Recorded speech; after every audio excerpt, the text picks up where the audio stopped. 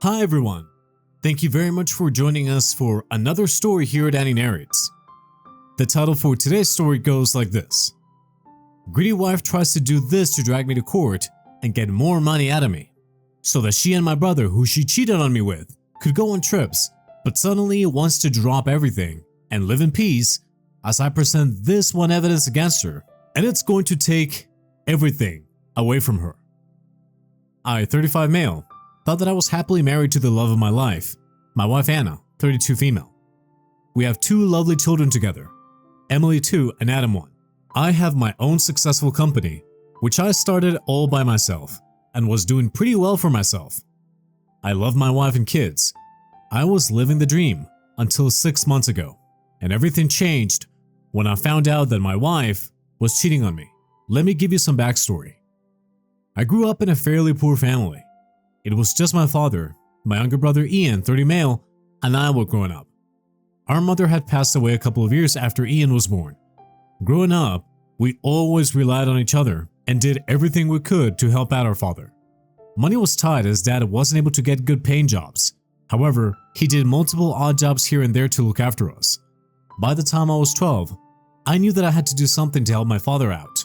So instead of focusing on school and playing like other kids, I started doing small jobs, like delivering newspapers, mowing lawns, and running errands for our neighbors, just so that I could earn a few dollars to help dad.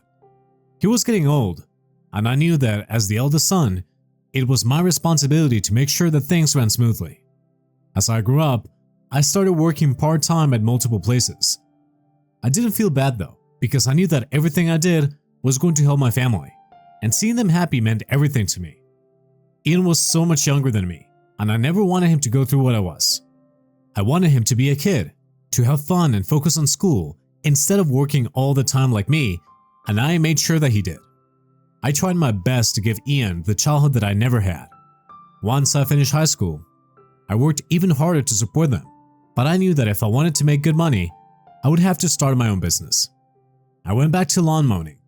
I bought a pretty good lawn mower with whatever savings I had and started professionally mowing and shaping the lawns of my neighbors. Sometimes they would ask me to paint their houses or do small renovations, and I used to do it. I was pretty handy that way. Eventually, they started recommending my services to other family members and friends, and soon I had a loyal list of clients who used to call me to do everything from designing their backyards to installing and building furniture. I began genuinely enjoying what I did.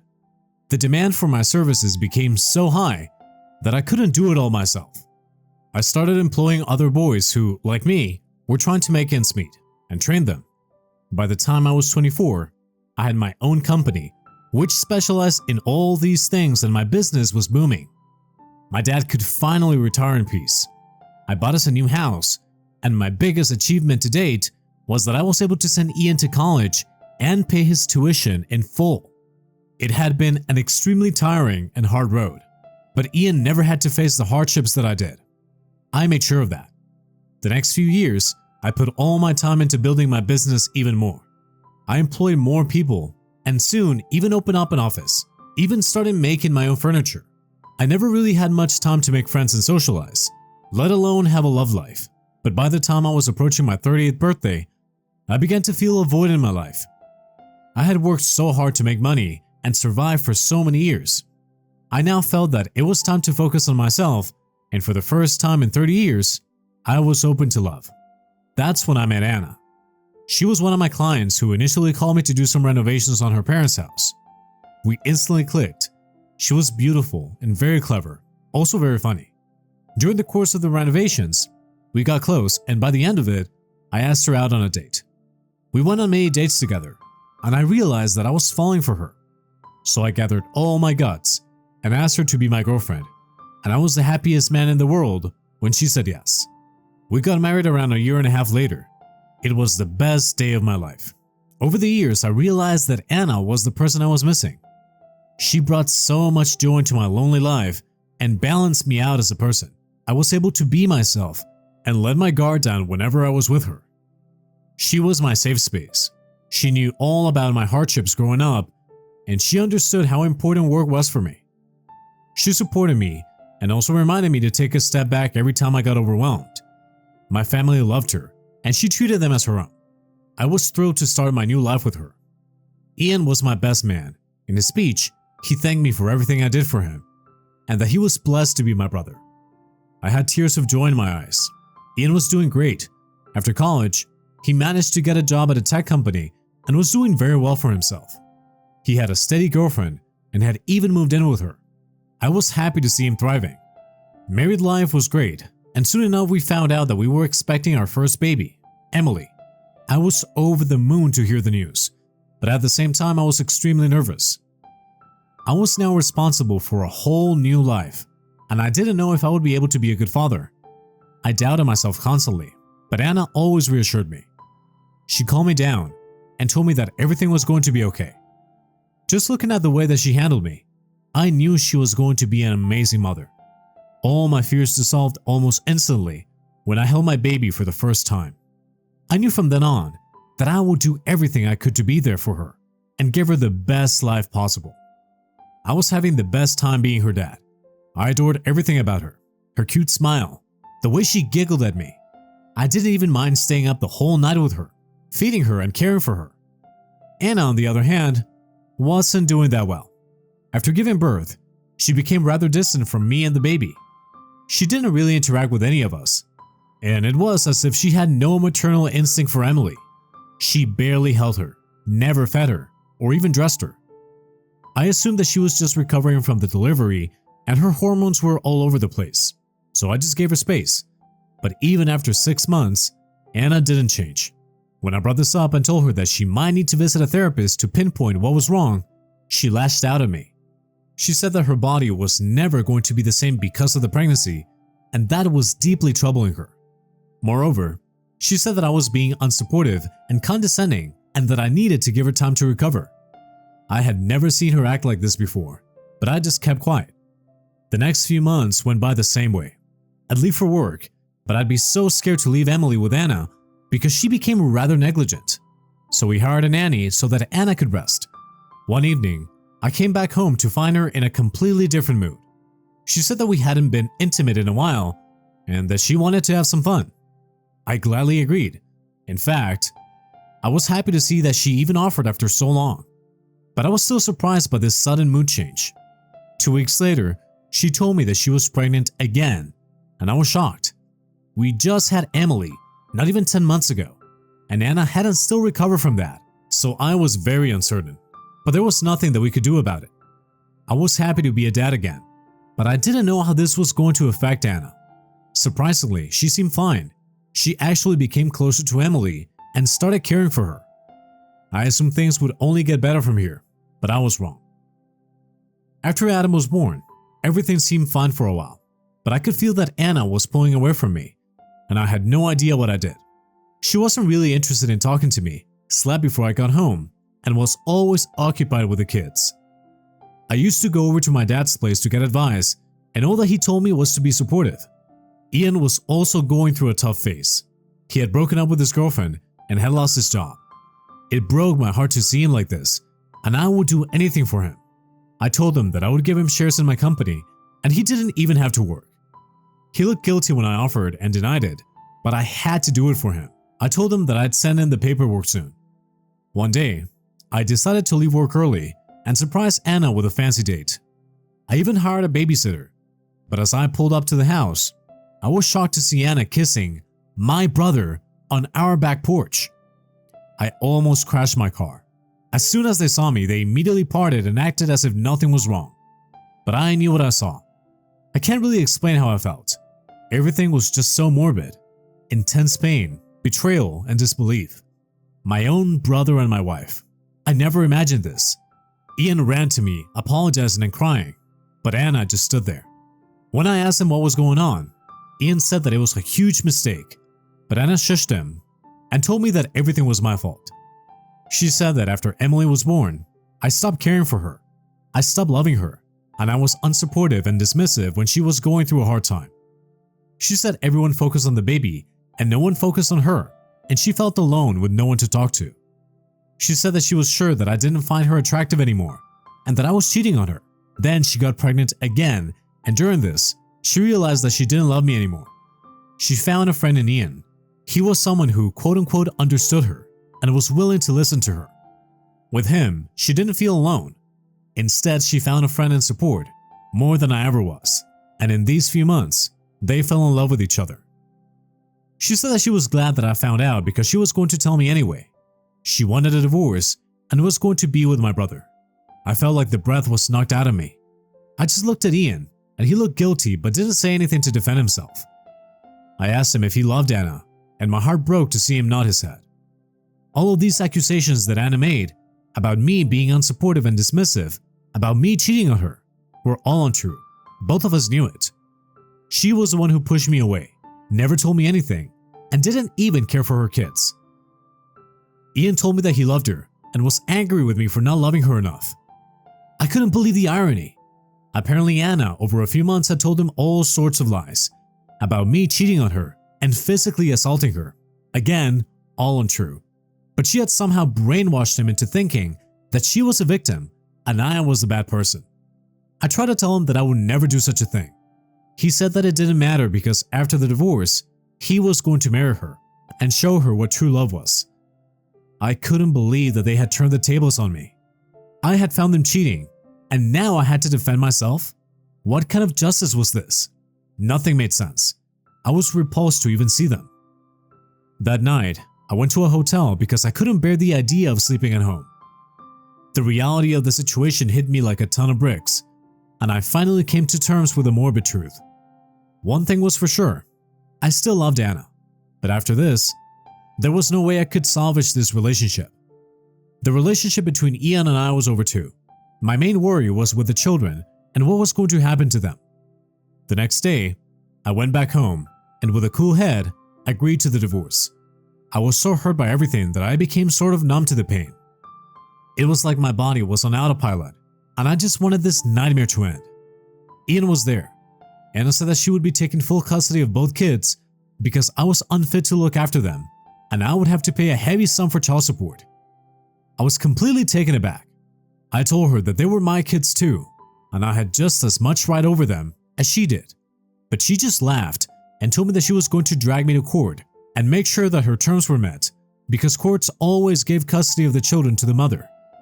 When I said that I would fight for my children no matter what, she said that she would tell the courts that I physically abused her and the kids, cheated on her, and was a negligent parent. I knew somewhere deep down that she was right. Courts hardly side with the fathers when it comes to custody. She told me that if I agreed to her terms, she would let me see the kids a few times a year. But if I chose to not listen, she would ensure that she took things to court and make sure I don't even get visitation rights. My heart shattered. I wanted to be a part of my kid's life, and at that moment I agreed. I said that I would pay the child support and that things don't have to get nasty by getting the court involved. The last thing I wanted was for my kids to be exposed to that kind of environment. She also said that she knew that I was giving shares of my company to Ian. I had forgotten about that. But then she said that if I cut him off, she would take me to court and I would never be able to see my kids. She said she'd finally be able to take a vacation and travel after ages. I couldn't believe she was being so heartless. That night, I racked my brain trying to find a way to make things work out for me. I wanted to fight for my children, and even though I didn't want to go to court, I knew that Anna was going to use all the money on herself. I had to get evidence to prove that her accusations were false and that I was the victim here. And then it hit me. I had a feeling that Anna was cheating on me months before I found out. There was a slim chance that Emily's baby monitor could have captured this. I went back the next day to see the kids and saw that the baby monitor was still working, and I pocketed it. I went home and saw all the footage. I could see footage of up to a year ago, and was shocked to see that Anna and Ian's affair lasted for much longer than they had said, even before Adam was born. My heart shattered when I saw them kissing in the nursery while Emily was asleep. There were multiple instances where they were making out in the nursery. Then a terrible thought struck me, and even though I didn't want to believe it, I had a feeling that Adam wasn't my son, but Ian's. I remembered how weird it was that Anna wanted to get intimate and how quickly she found out that she was pregnant again. Everything was making sense now, and I felt terrible. I loved Adam so much, but the thought that he wasn't mine was almost unbearable. But this footage was valuable evidence. I decided to do a paternity test and gave a sample of Adam's hair. and in a couple of weeks, I got back the results, and my worst fears were confirmed. Adam wasn't my son. He was my nephew. I won't lie, I wept like a baby. Even though he was not my son biologically, I will always be his father. My name is on his birth certificate. I will always love him as my own. But I just couldn't come to terms with it. At least now, I had tons of proof, and I had even spoken to some divorce lawyers. Anna thought she had all the power, and I definitely was going to divorce her. But now, even if we went to court, I had great lawyers and proof, and I wouldn't have to pay child support for Adam. She was the one who cheated and lied to me multiple times, and no court could deny hard proof. I went over a few days later and told them everything. I even showed them the recordings, and Anna proceeded to break the pen drive, but I had backed it up. I also told them that I knew that Ian was Adam's real father and that I wasn't going to be paying child support for him, and there was no way Ian was going to get a single penny from my company, let alone the shares. I told them that they could go to court, but I had the best lawyers on my side, and with all the evidence I had, there was no way they were going to believe anything she said, let alone give her custody of Emily.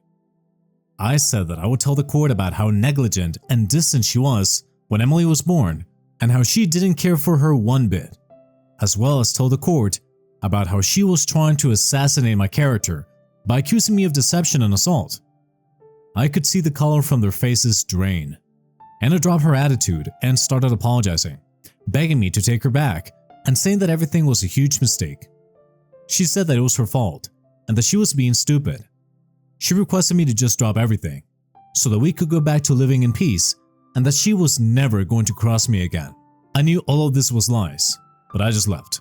I still don't know what to do. Should I go to court? Wow, the support that I've got on here these past few weeks has been overwhelming, and I just want to say thank you. Reading your messages and words of encouragement have comforted me more than you think, and I am so grateful. I'm doing as well as I can, considering the situation, but honestly, I am a broken man. The only person whom I can talk to is my dad, and he has been my pillar of strength. Both of us are disgusted by what happened. My son not being my own, and my wife cheating on me are all terrible, but the one that stings the most is Ian's betrayal. After everything I did for him, he stabbed me in the back. Our whole childhood I wore my butt off just so that he didn't have to suffer. I shielded and protected him from everything, and made sure that he always had the best, even at my own expense. I bought him his first car, sent him to college. Heck, I was willing to do anything for him. And this is how he repaid me? It doesn't feel real. What surprises me is that he hasn't yet apologized to me. Not that it would make a difference, but I never thought that he would be that heartless. He can't even make eye contact with me. My dad tells me that Ian told him that he knew Adam was his all along. He never mentioned it to me once. Even when I was telling him all about my marital problems, I don't know how his conscience didn't prick him. Even though Anna begged me to get back together, I'm not falling for her crocodile tears. She knows that she's not going to get custody of Emily because neither she nor Ian have jobs. She thought that she could rely on my money, but that isn't happening, and she knows it. I have decided to not go along with court battle because it's expensive and I don't want to put my children through it. We got our divorce lawyers and finalized the divorce. We agreed on 50-50 custody of Emily. Now, you must think I'm crazy, but I grew up without a mother, and I never want to deprive my child of that. That is the only reason I agreed to it. I have no rights to custody over Adam because he is not mine. I won't be paying any child support because everything is a shared expense and both of them are going to have to get a job or some means of income. Ian is not going to get any of my company shares. We'll update more later. Hi, it's been a month since my last post. A lot of you are angry with me for getting only half custody of Emily, and it's understandable, but like I mentioned before, I think it's vital to have a mother in your life. I barely did, and I could never purposely keep my child from her mother just because her mother hurt me. That's selfish. I want to make sure that she has a normal childhood. You may agree or disagree, but I think I did what was best for my child. I don't know what the future holds. Maybe one day I might have to get full custody of her, but for now, we have settled on this. Things have been okay. Co-parenting is hard, but I'm making it work. I haven't had a conversation with Ian or Anna apart from talking about the kids. I don't plan on having anything to do with them apart from matters that include Emily. I miss Adam a lot. He still doesn't understand what's happening, and he still calls me Dada. My heart shatters every time I see him. I will always love him no matter what, and I will always try to be a part of his life, but not being with him every day is terrible. Even though the divorce is done and things are beginning to settle down, I don't think I'm ever going to be able to get over this fully. Hello everybody, small update. This thread is so active even though it's been months since I posted. I am doing okay. I have decided to put all my effort into work. It serves as both a distraction and an escape. My Emily is doing amazing. She has adapted to the co-parenting lifestyle like a champ, and I am so proud of her because even at such a young age, she seems to understand. I miss my Adam like crazy, but I get to see him whenever I do drops off, and I am grateful to spend whatever little time I have with him. I haven't interacted with Anna or Ian, but Ian landed another job, and Anna is on the hunt for one too. I don't care too much, but I wish them the best. They are now truly going to face the consequences of their actions. Karma is real. I am glad that I came to know the truth sooner rather than later. I still have a lot of healing to do because these scars run deep, but for now, I'm going to take care of everything one day at a time. Thank you for all the support. And that was it for today's story. Thank you very much for listening. Smash that like button for me and subscribe for more stories. Thanks again. We'll be seeing you in the next one.